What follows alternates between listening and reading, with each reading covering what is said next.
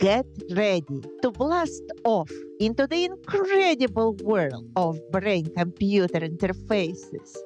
Neurocareers doing the impossible is taking you on a journey to meet the fearless pioneers pushing the boundaries of what's possible. In this special series, we'll be shining a spotlight on the nominees and winners of the International BCI Award, one of the biggest and most prestigious awards in the BCI world. You'll hear from BCI professionals as they share their revolutionary work and get a behind the scenes sneak peek at what it takes to be a winner.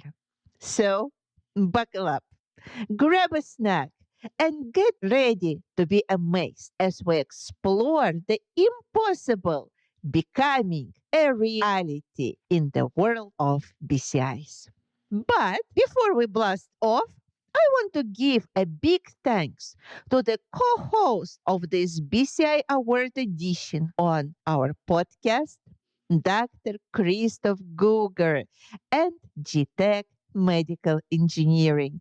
When I was a faculty member at the University of Cincinnati and Cincinnati Children's Hospital Medical Center, my team and I did some pretty amazing stuff for patients needing epilepsy surgery.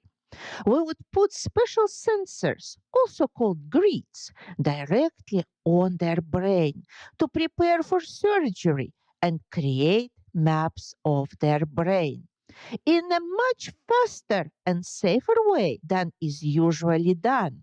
It's called high gamma mapping, and it lets us figure out in just a few minutes the essential parts of the brain that need to be spared during surgery.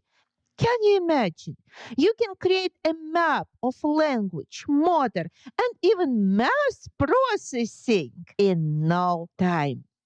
It was the first time this innovative technology was used at Cincinnati Children's Hospital Medical Center. When I moved to Florida, I established the first functional brain mapping and BCI program at Florida Hospital. I continued to use high gamma mapping to help epilepsy patients avoid losing their ability to speak or move after surgery. But even cooler than that, I created brain-computer interface studies that let patients control things with their brain in real time. Our patients could even spell words with incredible speed by just using their brains. No hands involved. I also discovered that brain-computer interfaces could help patients move their chronically impaired hands or legs years after a stroke when not much else could help them. So, I started working with the faculty from Advent Health University to help these patients restore their ability to use their hands.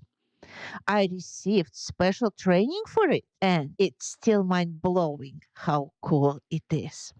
My favorite part of what I do is teaching. At my established Institute of Neuro Approaches, I've integrated all my experience and knowledge into a unique course on brain-computer interfaces. With graduate neurobiology students, we started with theory, and then I gave them the BCI equipment so they could have hands-on experience working with BCIs. It significantly improved the way students learn, and they absolutely love this practical part of learning how to use neurotechnology. And all of this was made possible thanks to GTech's awesome brain-computer interface technology. They have everything from high-tech up to 1024-channel EEG systems to wearables, tools for neurorehabilitation, such as the medical grade system recoveries and educational kits with unicorn hybrid plug for learning how to work with BCI technology. But the most important part is their support and care. I have enjoyed working and collaborating with Dr. Christoph Guger and GTech employees for over 15 years, and I hope for many more successful years ahead. So, if you are interested in GTech's brain computer interfaces and neurotechnologies, check out their website at gtech.at. It's worth it.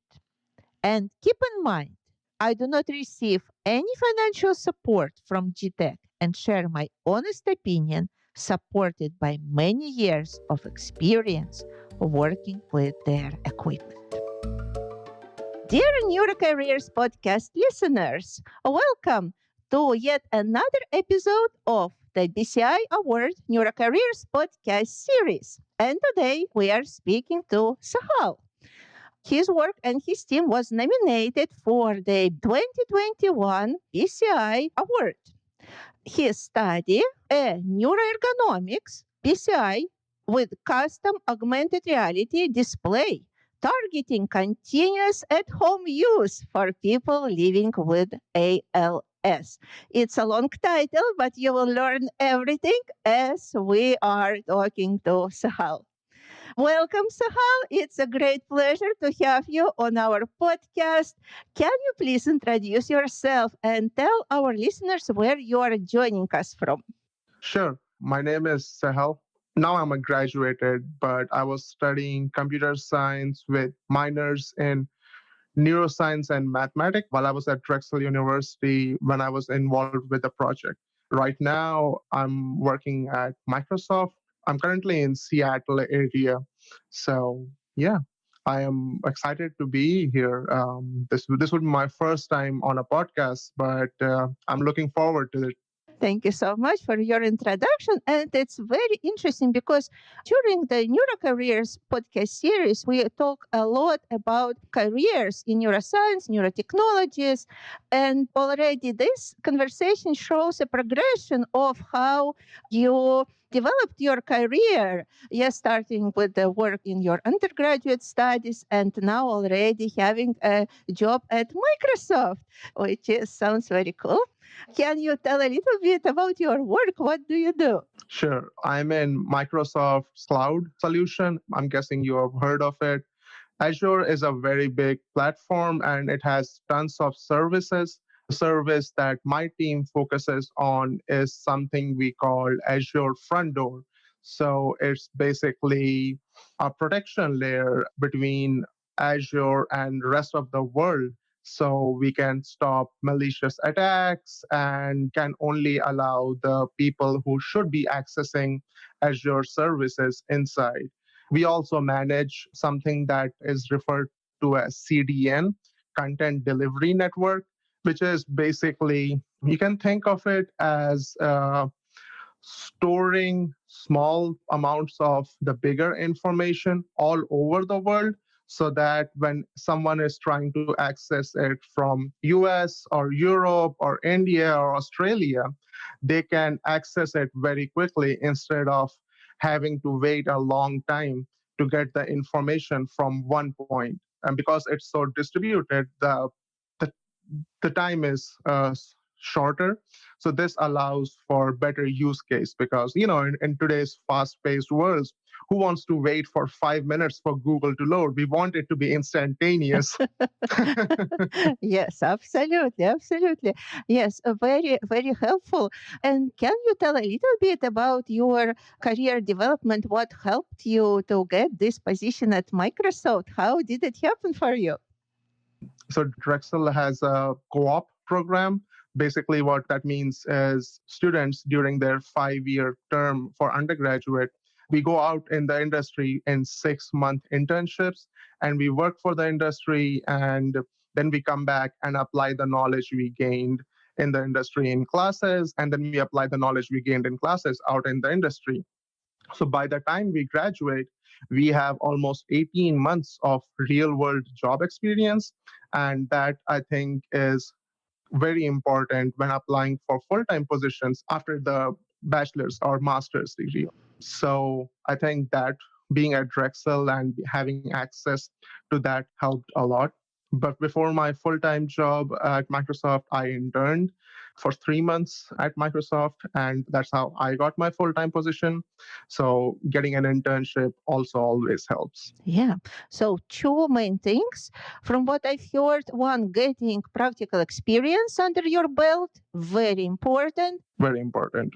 And second, having the internship and really showing yourself, yes, as a professional who the employer wants to hire. So, what do you think helped you to get noticed during your internship and actually get hired?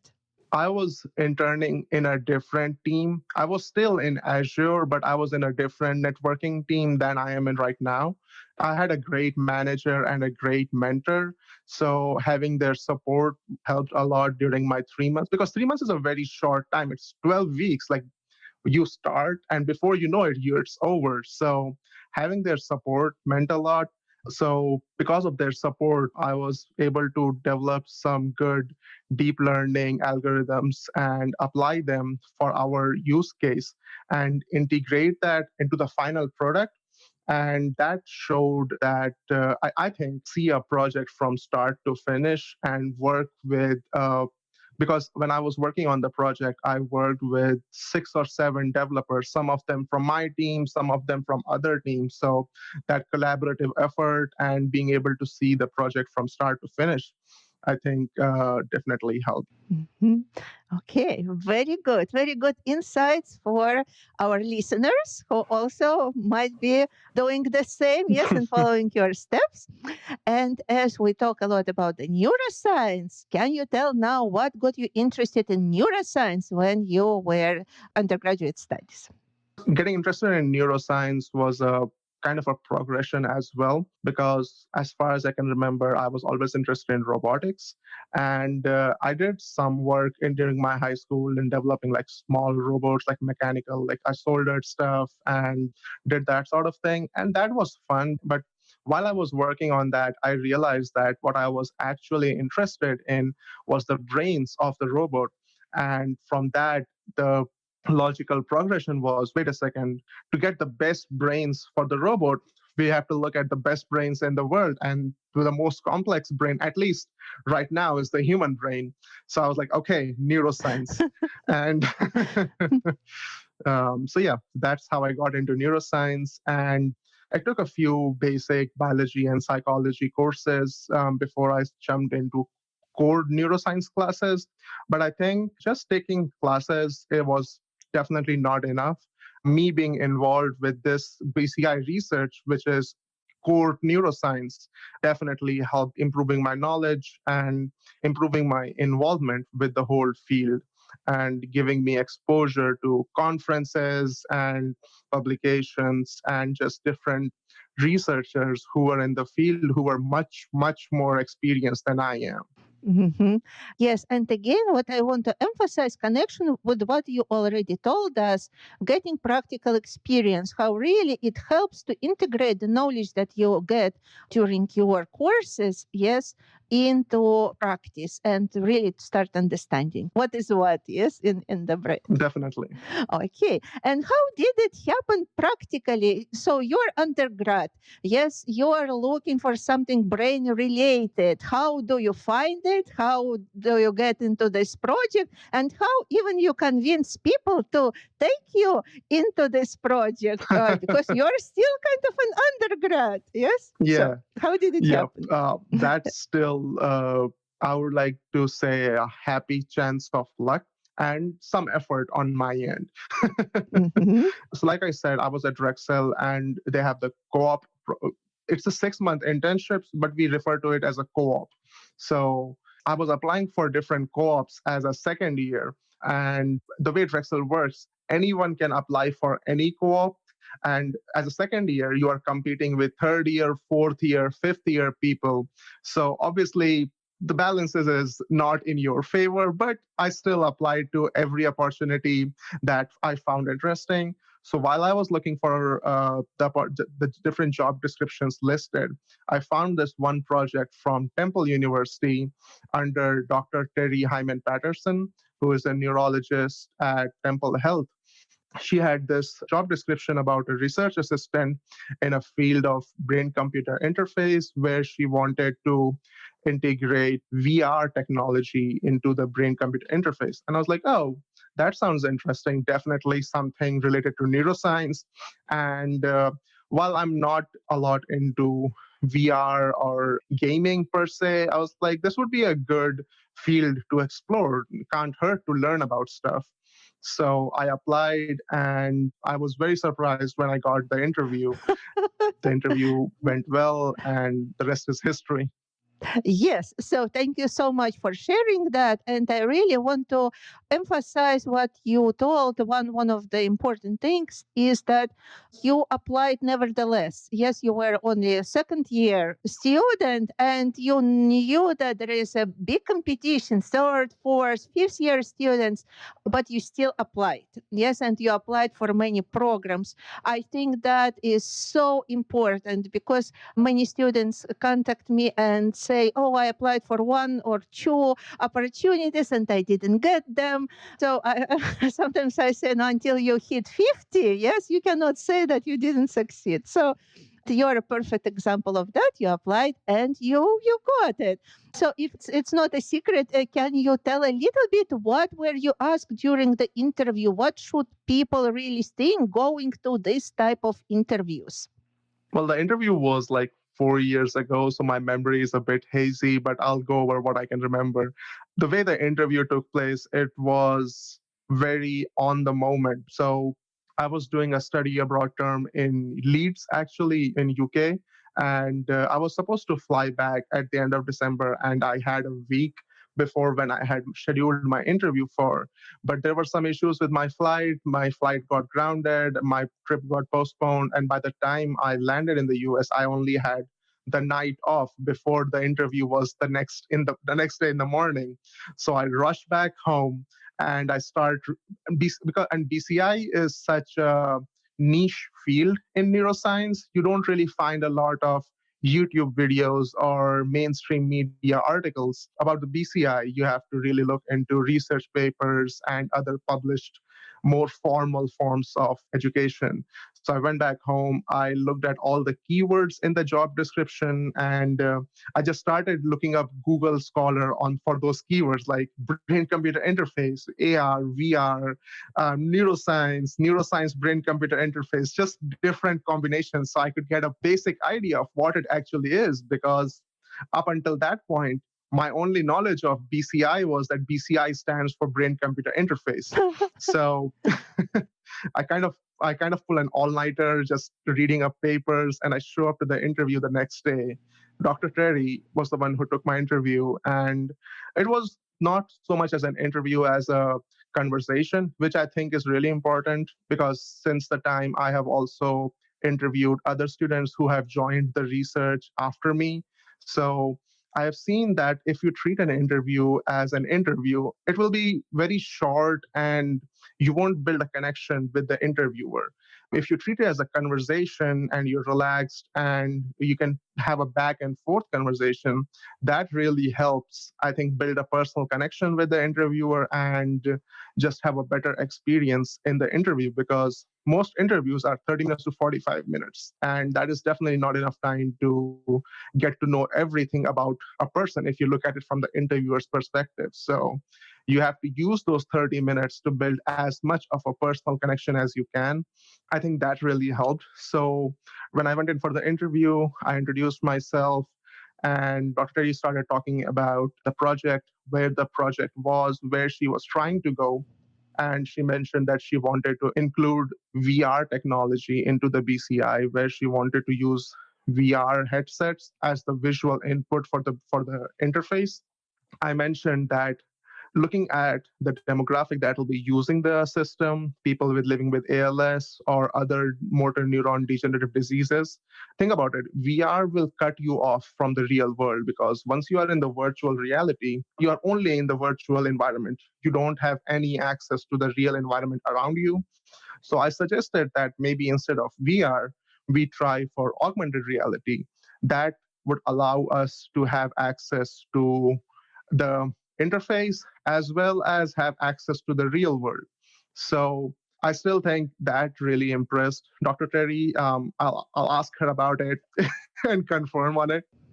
But I feel that that really impressed at the initiative to suggest solutions before I was even in the project. I think that showed initiative on my side and was a plus. I also want to mention that you don't have to know everything about everything. It is okay to say I don't know. That's a totally valid response. I have seen a lot of people get anxious and flustered when they don't know about something, and then they start to make up stuff, and that ends up going into a negative instead of when you can easily say, I don't know, I'll look into it, or I'll be happy to learn about it. And that is, I think, a much more positive because I still remember one of the last questions Dr. Terry asked me was, what is ALS? So I knew everything about ALS, ALS, like what is ALS, what it does to the neurons, and every technical detail that you could think about. But I forgot what the acronym stands for.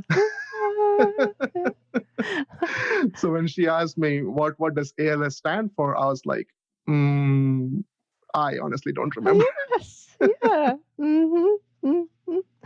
Yeah, thank you so much. I think very valid three main points. Yes, looking at the interview as a possibility to build a personal connection. So that's number one, not just some formality, Yeah. not just formal interview conversation.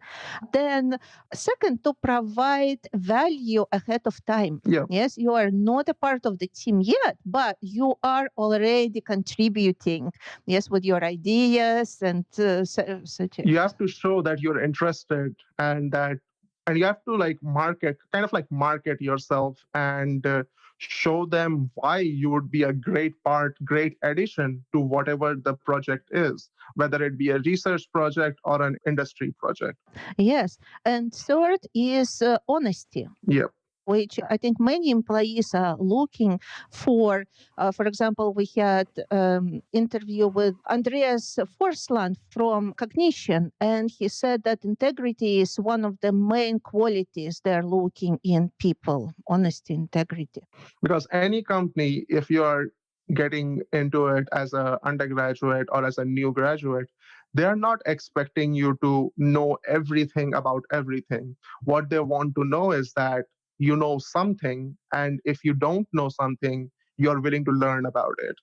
And I think that has definitely proven true over and over in my different interviews and in the interviews I've seen of other people.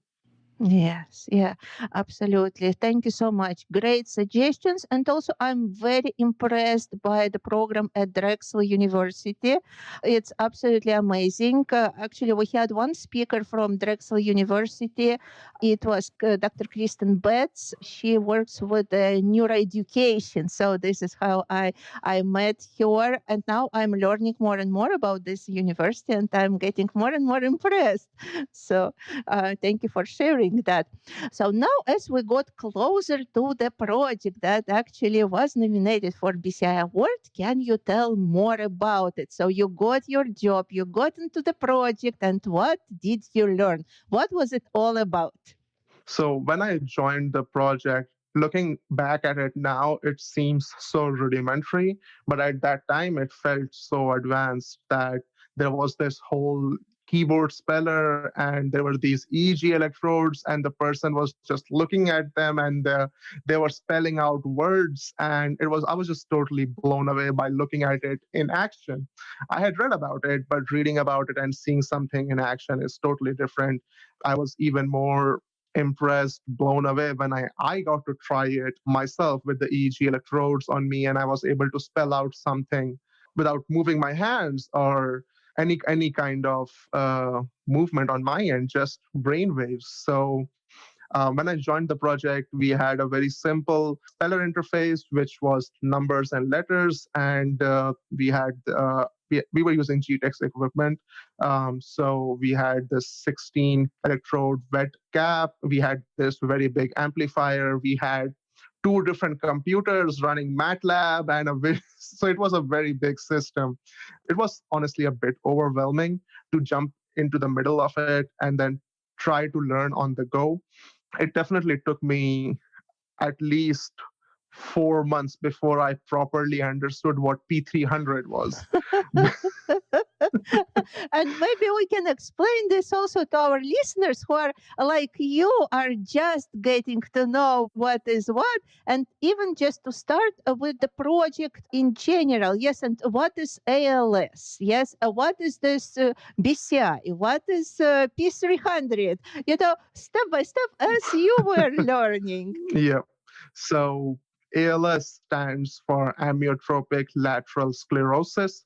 It is a motor neuron degenerative disease where basically the myelin sheath of the neurons breaks down, and that causes loss of transfer of electrical activity from one end to the other. And because it primarily affects the motor neurons, the person who is affected by ALS slowly, progressively ends up losing motor control. So there are two main areas where ALS starts. One of them is hands and legs. Like the first thing you lose control of is your hands and legs. And the other one, I think, is called bulbar ALS, where you lose your speech and control of vocal cords and neck strength before the ALS progresses. One of the scariest things about ALS is so far there's no cure for it.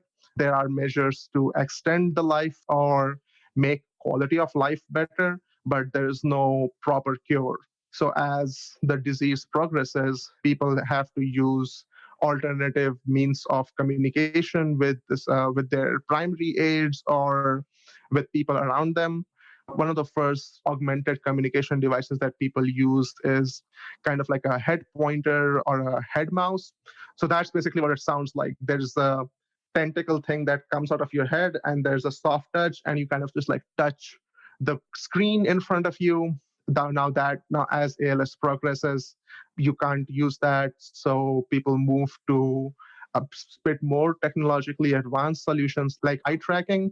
What it is there's basically an infrared array in front of your eyes, and it tracks the movement of your eyeballs, and it tracks where you're looking on the screen, and it can select or deselect or do whatever it is you want with the screen, like spell out sentences, words, control computers, mails, whatever.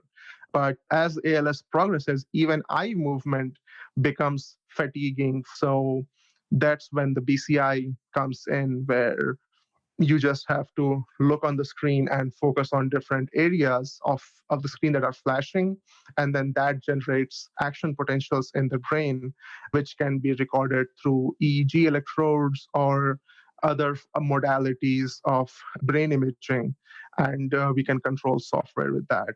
The lab I work with and my group works mostly with EEG. So EEG stands for electroencephalography. It basically measures brain activity with electrodes placed over the brain. Action potential is how our body communicates with different parts. It's basically an electrical signal that travels from one end of the body to another, and we refer to it as action potential. If you look at EEG, it looks like a wave, and P300 is a very significant peak that appears 300 milliseconds after the brain notices this an action. The way it is generated is something that is called oddball paradigm. An oddball paradigm basically means that something happened that your brain was not expecting to happen. For example, if you're looking at a white screen and it suddenly turned black and it turned back to white, it flashed. Basically, it flashed for a second. Your brain like, oh, wait a second, what just happened? This, I didn't realize that was going to happen. And once you notice that, 300 milliseconds after that is when you notice that peak in the EEG signal, And we can train software to track that peak and correspond it to which icon was flashing when that peak generated and make the selection. That is on the very low level how a brain computer interface works. Yes, thank you so much. And what was your role on this project and how you were able to use your computer science background to contribute to this project? So when I joined the project, I was one of 5 co-ops we had at the time. So I was from the computer science department, and the 4 other people were from biomedical. I was a bit more on the software end of things. So I started looking at the source code of, at that time, we were using an open source brain computer interface software called BCI 2000. I started looking at the source code of that and how we can modify that to go from a simple speller interface into a more image based icon interface. So I was looking at that. As I mentioned, we were trying to add AR to our interface. So I started looking into Unity and other 3D development softwares to see how I can work with that. Over the years, we moved from BCI 2000 to Unicorns Black environment, which came with its own speller. So we used that for a bit. And while we were using that, we moved away from that to open source, but it was called OpenVibe. So over the years, I've mostly always been involved with the software end of things. But that's one of the things I actually like about research, that there's no fixed role. My main background is software, and that's what I've always been involved in, and that's what my primary focus is. But I've also been involved in development of an AR headset or development of a new neck brace, all different things that are something a software engineer would never do. Yes, and can you tell about the unique features of your project? So, how your communication, BCI communication system, was different from what was done before? Definitely. So, one of the biggest things I think our project brings is communication with smart assistants. I figured that instead of spelling out whole sentences to let the primary aid know, like, hey, can we please turn the temperature down, or can we turn on the light, or I kind of want to watch this show on Netflix, instead of having communicate with a third person, why not we just let the user themselves be able to control all that? Nowadays, smart assistants, whether it be Google Assistant or Amazon's Alexa or Apple Siri or even others, they are at the end of the day basically just softwares. So it is just a matter of integrating that software into a BCI system. And given we are working with an open source environment, we have full access to the source code and we can change whatever we want. So what we in our lab were able to do is connect our interface with Google Assistant, and we added icons corresponding to each different command. For example, a TV to turn the TV on, a light to turn the light on, maybe a music icon to play some music, a newspaper to give me some news. And people do it on a very regular basis, like, hey, Google, play some music for me. Or, hey, Google, what is today's news? Or, like, what's the weather today? So instead of speaking it, we were able to transfer it to a brain computer interface where the user is able to trigger those questions directly from the interface and then have control of their environment around them. So that is one of the important things that I think our project adds. Another important feature that I think our project brings is augmented reality integration, because traditional BCIs, they use a fixed monitor or a laptop. So the user has to be prepped up or in a seated position, or if they are lying down, they have to be in direct line of sight of the monitor. And we have to keep in mind that we are not talking about healthy individuals. We are talking about people with ALS or other neurodegenerative diseases. So even an action that might feel normal or easy for a healthy individual can be extremely fatiguing and taxing for someone with ALS. So being in a seated position for extended amounts of time is not something that is feasible for someone who has advanced ALS. So, what we did was instead of the user being in line of the monitor, we were like, no, we're going to put the monitor in front of the eyes. And that is where augmented reality comes in, where you basically have really small glasses and you have access to almost 100-inch of display, and that's where you are seeing the brain computer interface, and you have access to all the different smart devices that are in your home, or all the different functionalities that a smart assistant gives you, and you are much more independent than you were before. Yeah, that makes total sense to bring the system to the user instead of the user chasing the system. Yeah. Another thing that I think we did was, so BCI so far has been primarily a research grade equipment. Like mostly you'll see it being used in specialized research labs. Now, that's not where someone with ALS lives. Their people live at home. So there was a huge push. And a lot of the credit goes to Dr. Terry because she's a medical doctor. She keeps, and she has day-to-day interactions with people with ALS. She keeps reminding us that about the human side of this whole thing, because as software engineers or biomedical engineers, more often than not, it is easy to forget the human side of the technology, and she keeps reminding us about it, and that definitely helps. So we don't really try to develop it for a extremely controlled in research grade environment. We try to develop it for in-home use. So I think these are the three things that definitely our research focuses on that we haven't seen before.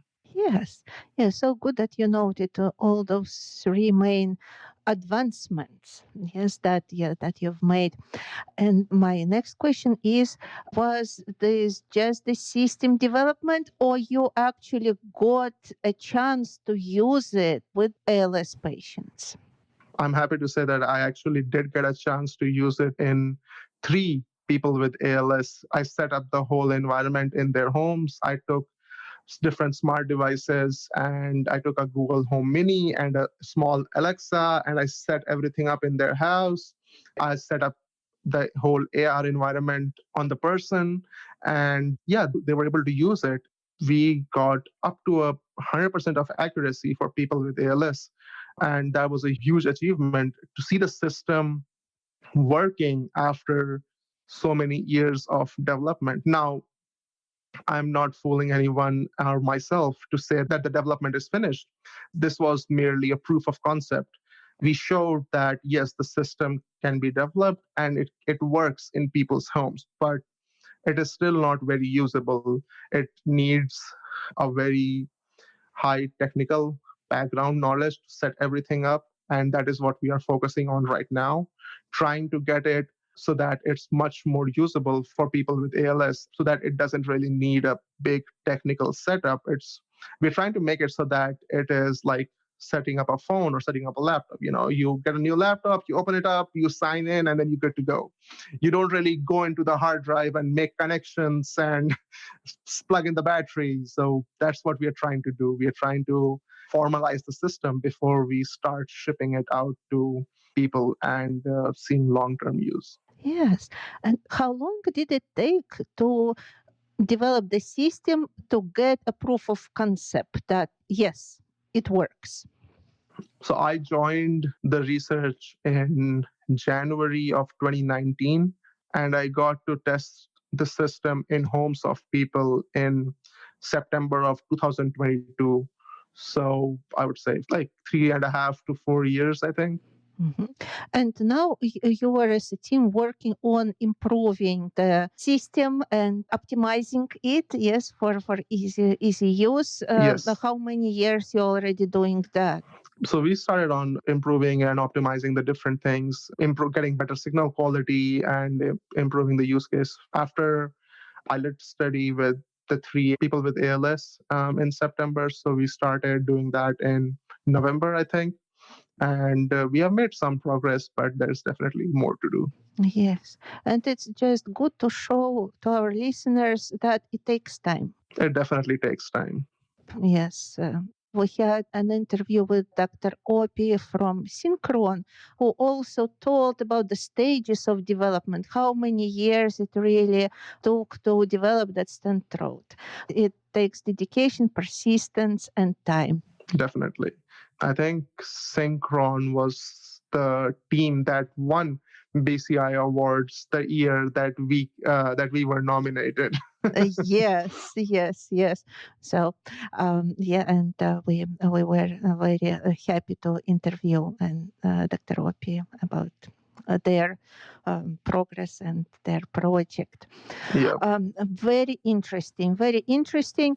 And maybe you can share your experience working with patients. Probably this was something that you didn't have experience with before. Yes, it was absolutely new. How did it work for you? How did you feel? How did you do? What were the challenges? And overall, your experience?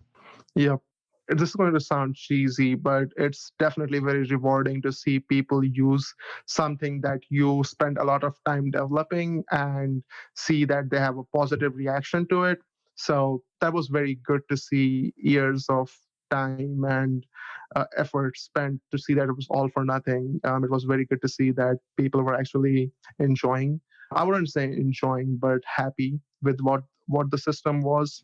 So I ran the system on healthy individuals first so that I got used to setting up the system on different people because it's definitely different from setting it up in someone's home versus setting it up in a lab environment.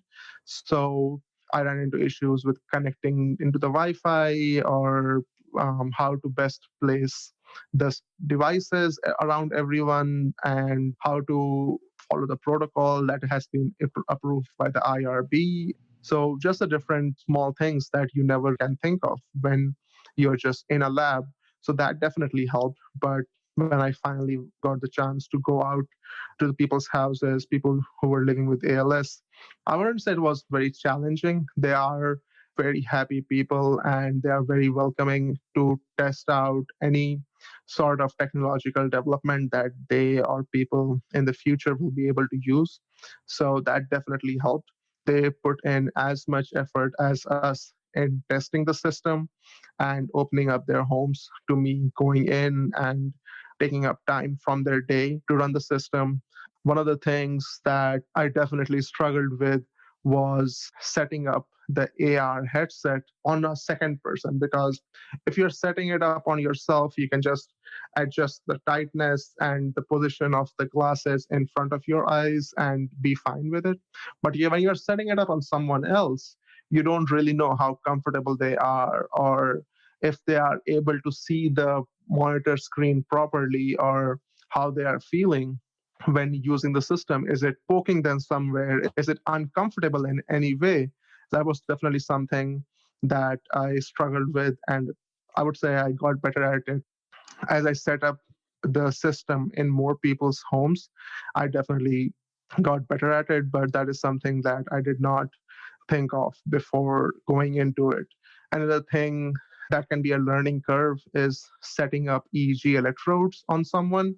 If you're setting it up on yourself, you can just yank it down and be good to go. But when you're setting it up on someone else, especially when that person is already suffering from ALS, you want to make it as effortless as possible. So being very careful, having a light touch definitely helped. Also, I think this goes a bit into the medical field, but having good bedside manners. I was lucky enough to never run into this, but you need to keep in mind that the person you are testing the system on doesn't have to do it. They are willing to do it. So you always have to be kind and composed and be mindful of anything that they say and do and work with it instead of taking it personally. Yeah, absolutely, absolutely. And you got all that experience, which is amazing. And what you call cheating at the beginning, yes, that you worked with healthy people first. Actually, that's the right approach to do it. Yes, we want to test everything on ourselves, first of all. and see how it works. Then already go to healthy people and people with the certain disorders that we want to help with. Thank you for sharing that and all the challenges that were coming up with this. And this always happens, of course, when we go from the very clean and clear and set, organized lab settings into real world, which I think we will need to do with most of the BCI devices if we want to see them used in everyday situations. Yes. And can you share what was the experience of people who had ALS? How did they react at this BCI system, and maybe some outcomes? What did you see as a result of the use of the system? So when I was running the system, Dr. Terry was able to get me in touch with people with different levels of ALS progression. So I tested the system on someone who was using a BiPAP machine and had a neck collar on to run the system. I tested it on people who were restricted to a wheelchair. I tested it on people who required a walker to sit down and get back up. And I also got the chance to test it on someone who was in the very early stages of ALS. They were able to walk, but they had some issues. Like their gait was not 100%. So I was able to test the system on different levels of ALS. And this is a thing that we expected as well, that the participants whose ALS was not that progressed found the system cumbersome. And the participants that tested our system who had extremely progressed ALS, they found the system much more usable. It's a little sad, but it is true that if your ALS isn't as progressed, you have other alternative methods of communication where BCI is still a very new technology. So there are errors and misselections and other things that no one would want to put up with. But as your ALS progresses and the other forms of communication are no longer an option for you, BCI use, though flawed, does give you the chance to communicate with people around you and control your environment. So it feels much more usable. And that's what we saw. So we used a widely accepted scale known as SUS, stands for System Usability Scale. So basically, it's a small survey of like 10 questions where people rate how usable or unusable they found a certain human machine interface. And what we saw was the more progressed the ALS was, the higher the system usability score was. That is what we noticed. And I think our end goal will be to make the system usability score consistent across different levels of ALS so that no matter if BCI is the only thing you can use, or if you have access to other forms of communication, you still want to use BCI because it ends up being that good. But I think that is something we are working towards. Yeah, so it's that optimization that you talked about previously. Absolutely. And were there any preferences in what people with ALS chose to do with the system? Play music or type certain things? Where did you notice any preferences? So we didn't allow for free selection because we were collecting data. We sort of standardized it between what selections you can make. So I'm not really sure if given the chance to make free selection, what they would have. But we were trying to collect standardized data to make it easier for analysis and future improvement of the system. So we honestly don't know what free selection would have resulted in. Yeah, so it's a possibility for future studies. Yes. Definitely. Excellent. And as you already mentioned, your next steps, yes, Maybe you can organize them all together. What are your next steps? What are your future plans with the system? And when approximately you are planning already to have like a fully built system that can be used on any stage of ALS and serve people? There are a few things that we are addressing in the current BCI system to optimize it. One of the things is improving the user interface. So, like I mentioned, that currently setting it up requires a lot of technical know how. So, we are developing a more graphical user interface and handling the technical knowledge behind the veil of the graphics so that someone who is not as technically knowledgeable or someone who is not intimately involved with the development of it can just select the settings from the interface and then everything will be set up for them on the back end. That is something that we are focusing on. We are also focusing on using new AR headsets because as we know that AR is a new field. Augmented reality is still very new. The headsets available in the market are not really targeted towards BCI use. So we are trying to integrate whatever we have access to and see if we can get that integrated into our system. We are also trying to develop our own AR headsets to allow for more functionality. And the last thing that we are trying to do is add some more complex, maybe machine learning or deep learning algorithms to the interface. Because right now we use a very simple LDA algorithm, linear discriminant analysis. It works, but it takes longer to make the selection, and its accuracy is not where we would like it to see for use cases. So we are looking to see if we can implement any machine learning algorithms or deep learning algorithms that would allow for faster selection.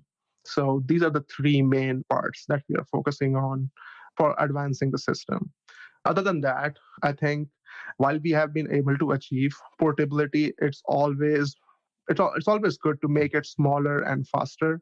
So that is another thing that we keep in the back of our minds.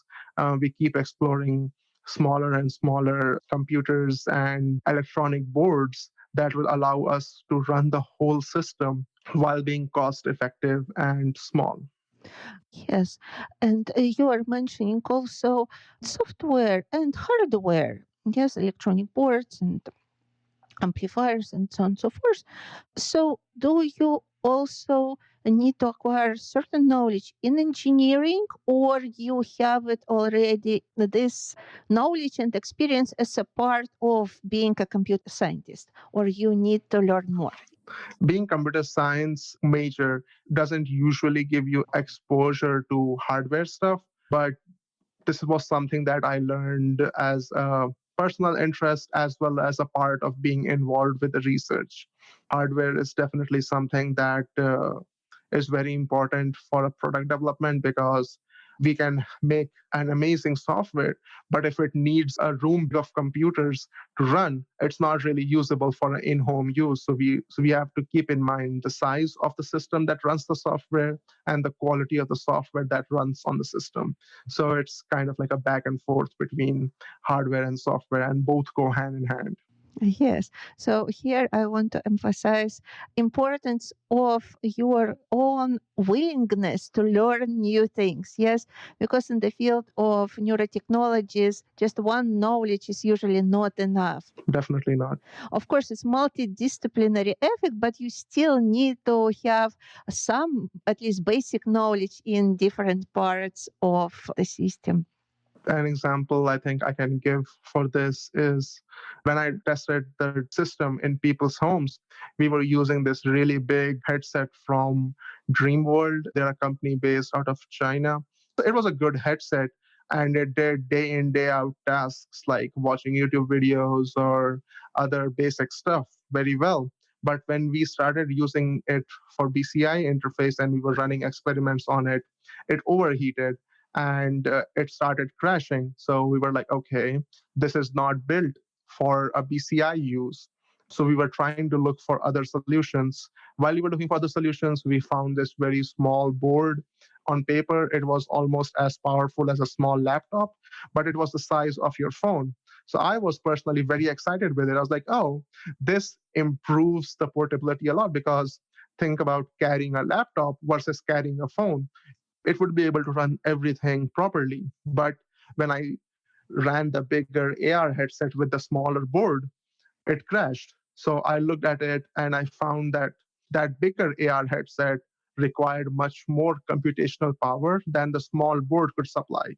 So then we started looking for other AR solutions. Then we came across these new glasses from a new company called Rokid, and we got their AR glasses and connected it to the smaller board, and it was able to support it without any issues.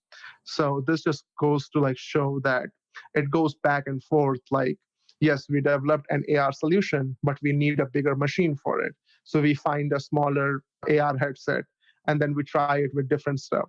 Yes, absolutely. And I'm very curious. Maybe there are some AR solutions that are now being developed specifically for brain computer interfaces. Are you familiar with those? Not that I know any off the top of my head. Like I said, like we are using Rokid. Another glass that is very similar in functionality is Nreal. I think that people have heard more about it. I think it's called Nreal Air. We ended up using Rokid. Those are the two main newer AR headsets that I think allow for more usability. They are still not built for BCI, but I think they are definitely more usable with a BCI interface. Other than that, short of 3D printing your own AR headset, yeah, options are limited. That's one of the bigger challenges we face in this field, because there's not a lot of industry incentive to develop technologies for this demographic. It's a very small, like, think about it, like people with ALS.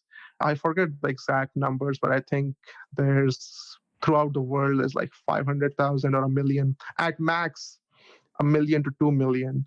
But in a world with 8 billion people, 1 or 2 million doesn't really warrant putting in the time and effort from an industry standpoint. But that's what we are here for.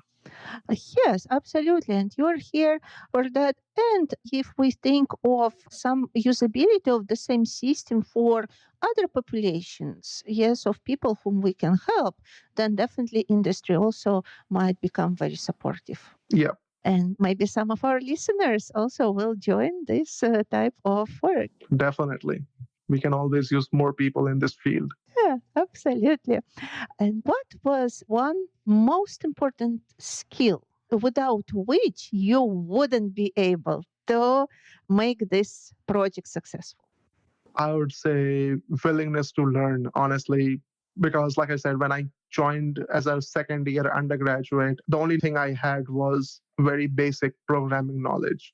Everything else, knowledge about BCIs, working with BCIs, working with different tools we need for a BCI, EEG electrodes, small board computers, all those different things I learned after I joined the research group. So definitely a willingness to learn goes a long way. hmm Thank you. I know that some people, and especially young people, struggle with this notion that they already need to know it. Yep. So, how don't I know? I need to know, and they're kind of feel ashamed even to acknowledge that they don't, to say to their superiors or mentors, yes, that actually I don't know and I need to learn. What advice would you give when students are facing this type of challenge? Honestly, I think it's a bit of a mindset change. There's one thing at Microsoft that Microsoft is like pushes a lot on its employees is something that they call growth mindset, which boils down to I don't know what I don't know. So so like acknowledging that, and that's definitely something that helps. Another thing that I personally found with experience and like practice is you need to think about like people who are more advanced than you. For example, for me, I was working with Dr. Terry Hyman Patterson from Temple Hospital, with Dr. Hassan Ayaz from Drexel's Biomedical College, and other PhD candidates in his lab.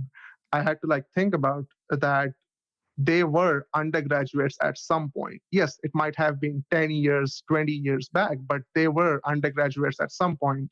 So I think just reminding yourself that everyone starts somewhere definitely helps with imposter syndrome and that insecurity about asking someone for help. I have struggled with that myself. I'll spend a lot of time figuring things out myself before I go ask for help. And almost always, I have found that if I would have gone to ask for help earlier, I would have been that much faster at finding the solution than spending time on it myself. Yes, yeah, that's a great advice to our listeners. Thank you. And as you know, we start and we go somewhere in the future, yes, developing projects. How do you see this development of BCI systems for patients with ALS or similar disorders 20, 50 years from now? How do you envision the field of neurotechnologies for these people?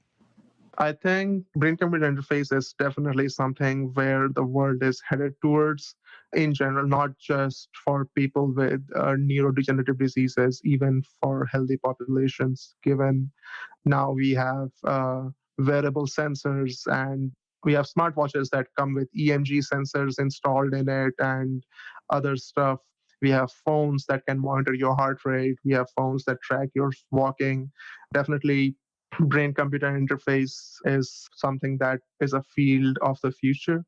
I can definitely see it being more of a day to day thing, not something that needs to be developed for a very small demographic of people. Like you said, this is definitely something 20 years, 50 years from now, but I can see brain computer interfaces being more mainstream use case.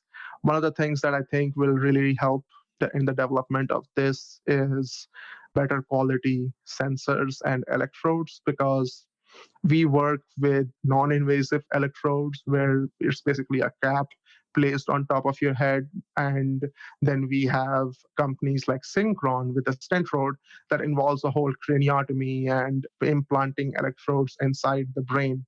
So either the field of craniotomy, the field of neurosurgery needs to improve so that it's less risky, or the field of electrodes and brain imaging needs to improve so that despite being non-invasive, we can get good quality signals. I think that is going to really help make brain computer interfaces much more mainstream. Yes, absolutely. And people are moving towards minimally invasive surgeries or bringing the electrodes and placing them into the blood vessels. Yes, like the stent road. Yeah. And of course, I think these are two main development streams, yes, making the things less invasive, with a minimally invasive surgery, but implantable, and also developing better signal processing methodologies for non-invasive technologies. So it's evolving in both ways. So for everybody's needs, yes, so anybody can use it. Yep. Excellent. And now let's talk a little bit more about the awards. So I know many people are doing projects. Not everybody is submitting for BCI Award. Yes, somebody know about it even, but they might have some hesitation. My work might not be worth it. Something like that. So, but you nevertheless and your team, you decided, you submitted. So, what inspired you first of all to submit?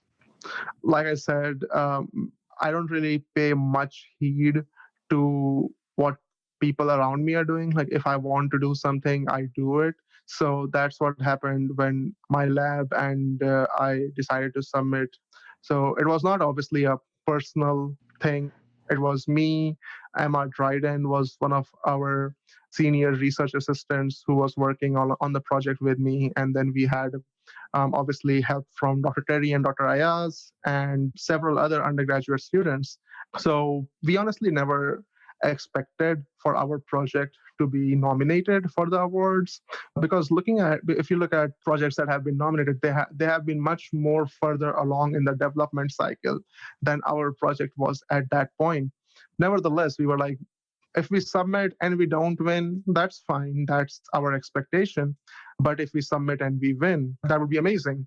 So just submitting it, honestly, this is kudos to Dr. Guger. There's no submission fees or anything for the BCI awards. So you can just submit your project honestly every year if you want to. I think having deadline and having that motivation to submit and compete against the best of the best definitely pushes the project along much more and helps. There is no downside to submitting. If you look at it, they are not charging you. They're not going to come and shout at you like, "Hey, why did you submit?" Like, so I think having that mindset definitely helps. Yes, absolutely. I agree. And myself submitted quite a few times for BCI Award, and it actually helped me to progress with my studies. So it's a kind of a certain point where you can really evaluate what you did, put it all in one summary, yes, and submit and see. Yes, okay, yes, there is feedback, no feedback, And then already, if it didn't get into the nominees, it's still okay. Yes, you are Yeah, working, then you're submitting next year and seeing, again, a time for reevaluation and summarizing and everything. So it really helps. And in this way, in several years of submission, our team was nominated for the award, which was nice. So it's like you said, no downsides. I also see. yep. I know many other people who were submitting for a number of years and then they actually received the award in the first place and so on and so forth. So it might be not 1 year thing, just to let our listeners know about that. I mean, we are in the research field. Nothing ever happens in the first time. If something happens in the first time, there's something wrong with it. Like, that's what I've seen. And what do you think helped your project to be nominated? What do you think was that main thing that helped the project to stand out for the jury? So I think one of the biggest things that we had was support from both medical and technological sides, with Dr. Terry bringing in her medical knowledge and Dr. Ayaz bringing in his technical biomedical knowledge. So that really gave us a very good footing to build our project on. But more than that, I think the three things that made the project stand out was we kind of told a story from start to finish. So we had this ton of data that was collected from students that were in the research before I ever joined. So we had this huge chunk of data that was collected from 19 different people with ALS, with running the BCI system on the traditional research grade BCI interface. Emma, who did a lot of work in analyzing that data, we were trying to figure out how to best understand what we had. And what we found was, as ALS progressed, as the severity of the ALS increased, the BCI usability decreased. So people had trouble using the traditional BCI interface the more severe their ALS was. Now, BCI is being built for people with ALS. Now, if they themselves can't use it, what's the point? So we found out some major shortcomings with traditional research grade BCI interface. Like I mentioned, the fixed screen, the use of wet electrode caps, a lot of big amplifiers and wired components, and the need to being propped up in a certain position to be in sight of the monitor. Very frequent calibration stuff that was needed. We found all those shortcomings and we started addressing them one by one. And we proposed that instead of the traditional monitor, we're going to use an AR headset, and instead of a traditional speller, we're going to use icons to communicate. And instead of spelling everything out, we are going to connect our interface to smart assistants and allow for more independence. But once we were at that point, we found there were shortcomings with our system too. Like I mentioned, that the AR headset was not built for BCI use. So we started and we proposed our own AR headset that we were able to get the system up and running on. So I think this kind of a story from finding the shortcomings, finding solutions, and then refining those solutions is what made our project stand out. Yeah, absolutely. And I think it's very important to show how you are solving the problem. Yes, and all that path, which really took time and effort. What would be your advice to people preparing to submit for BCI Award? One thing is definitely give enough time to the manuscript to go over it, because you don't have a lot of space to explain your work. So definitely start writing it a month or a month and a half in advance and iterate over it, and have your PIs or other fellow researchers read it, who are involved with the development process, who are listed as the authors. Definitely have them read it and iterate over it again and again, so that you can use that whatever space you have and put in as much information as you can about the project in that space. Another thing that I think is listed on the BCI Awards website as well, that I think is very important, is what is the impact of your project? Like, what kind of impact does your project brings on whoever you are developing it for? Like, if we are developing it for people with ALS, what can they do with this which they were not able to do before? Or what kind of novelty does your project add to the field which you are working in? Mhm. Yes, thank you. Thank you very much. Great advice. I hope our listeners will follow and make successful submissions. And now we're nearing the end of our podcast, and we usually talk about doing the impossible because our podcast is called Neurocareers Doing the Impossible. So, what was one thing that seemed maybe impossible for you at certain point of your career or of your project that actually became possible? I think this is going to be a pretty cheesy answer. For me personally, it was being able to come to the US for undergraduate studies. Like I mentioned, I'm from India, and going abroad as an undergraduate is not something that is very commonly seen in the Indian society. So it was kind of a challenge to convince my parents to let me come to the US to study. My main reason for coming to the US was my interest in research. I always knew that I didn't want to be in a 9 to 5 kind of job where, I'm doing the same thing over and over for like 10 years, 20 years. My whole career, I wanted it to be in something where I would face new challenges every day, and I would have the opportunity to solve them, and better stuff.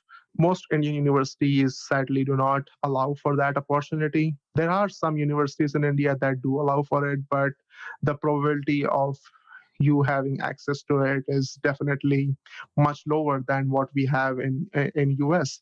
And as can be seen, I was able to get involved in research as a second year student, which is almost unheard of in India. So that is something that definitely seemed impossible.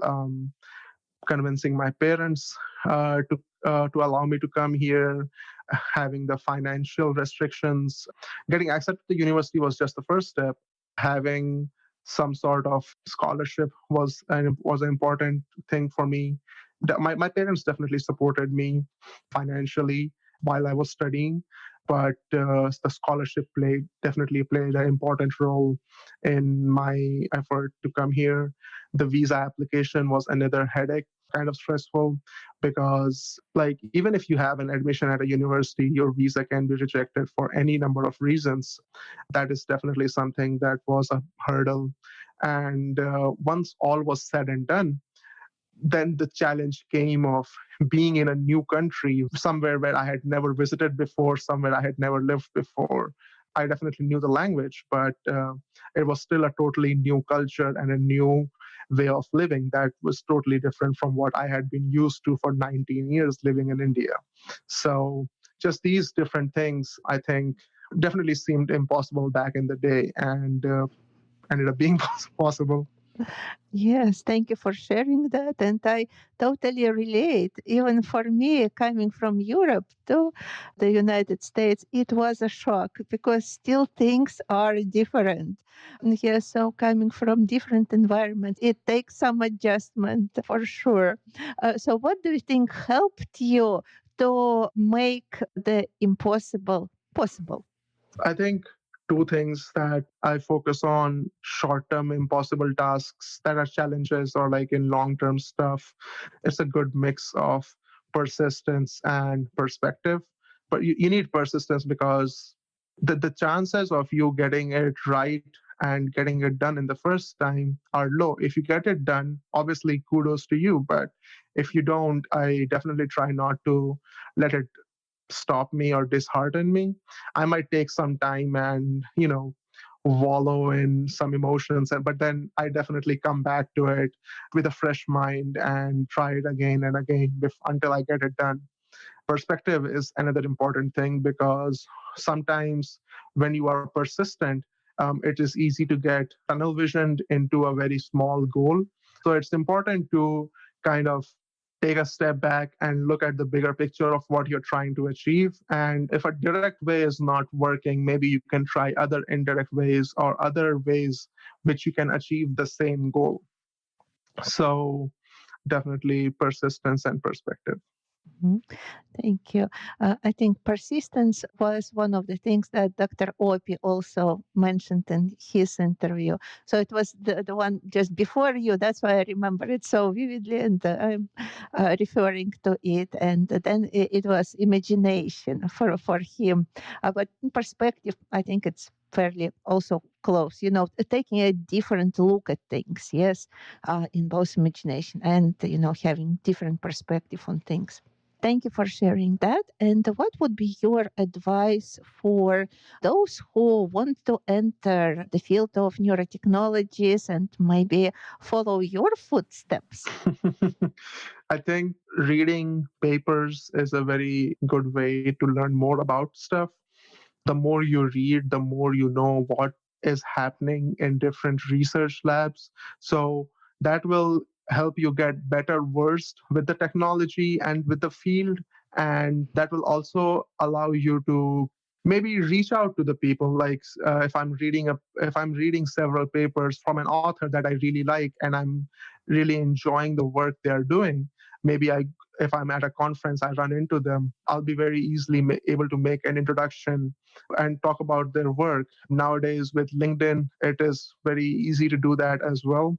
Almost everyone in an academic field or in the industry is on LinkedIn.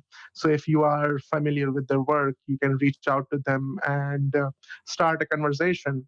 I think that is the first step. Once you start a conversation, then the doors open for you. It will depend on a personal level whether you can work on yourself along with them, or maybe you can join them in some way. I think it really opens up the floodgates for opportunities. Yes, absolutely. It's the power of networking where people are emphasizing over and over and over. So, thank you for mentioning that. And it's about getting to know people in the field that you are interested in, and learning about what they do, reading their papers, reading about their lab and the research, and then connecting. And you never know where this can lead you, and very often very good opportunities. So, thank you. And what is the best way to learn about the work you do and to connect with you for our listeners?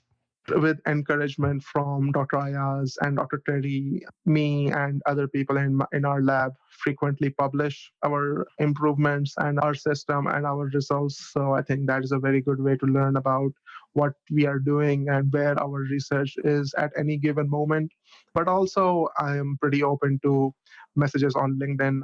I am on LinkedIn under the name Mohammad Sahal. So I am happy to connect to anyone and discuss either my work or anything that they're working on, or just anything in general. It doesn't even have to be about neuroscience. Thank you so much. We will add any information you provide to us in our podcast links so that our listeners can look at the links and also connect with you. Yep. Before we end our podcast, do you have anything else you want to share with our listeners? Any advice you want to give? Anything else you want to say? Given this was my first podcast experience, I think I really enjoyed it. Obviously, I want to thank you, Milena, for having me here and allowing me to talk about my work and our research, our interface. Yeah, I'm looking forward to developing the interface much more in the future and finally watching it being set up in people's homes and hoping they use it. Yeah. Thank you so much. I'm so glad to hear that you had a good first podcast experience. I hope it will encourage other people also to come and talk at our podcast. So it's not scary. It's actually can be enjoyable. And I thank you very much for taking time. And it's really very, very insightful podcast. I enjoyed it very much. And I hope to speak to you maybe several years down the road and hear the update. Yes, Hopefully. on your podcast. And maybe you can come with the team and other people who are interested and give this overall update. I think that would be absolutely wonderful. I wish you and your team all possible success in your studies, in your work. You are doing amazing job helping people developing these devices Thank you. and most importantly solving problems, yes, that currently exist. So I wish you all the best with that. Thank you so much. Are you a fearless pioneer in the world of brain-computer interfaces? Do you have an amazing project that's pushing the boundaries of what's possible? Then we want to hear from you. The International BCI Award is one of the biggest and most prestigious awards in the BCI world, and the deadline for submission is September 1st. But don't worry, you don't need a top-notch budget or equipment to be a nominee or a winner. All it takes is a great idea and the determination to make the impossible possible. So, submit your project now at bci-award.com or find the link in our podcast notes and join us on this incredible journey to explore the world of BCIs. And make sure to listen to our upcoming BCI Award Neurocareers podcast series for tips and tricks on creating a successful submission. Who knows? You might be the next nominee or winner of the International BCI Award and proudly showcase your nomination on your resume to impress potential employers and establish a successful career in neurotechnologies.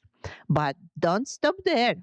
If you are looking for more guidance on succeeding in Neurocareers, book a free consultation with me, your podcast host, Dr. K, at the Institute of Neuro Approaches. So, what are you waiting for? Let's make the impossible possible together.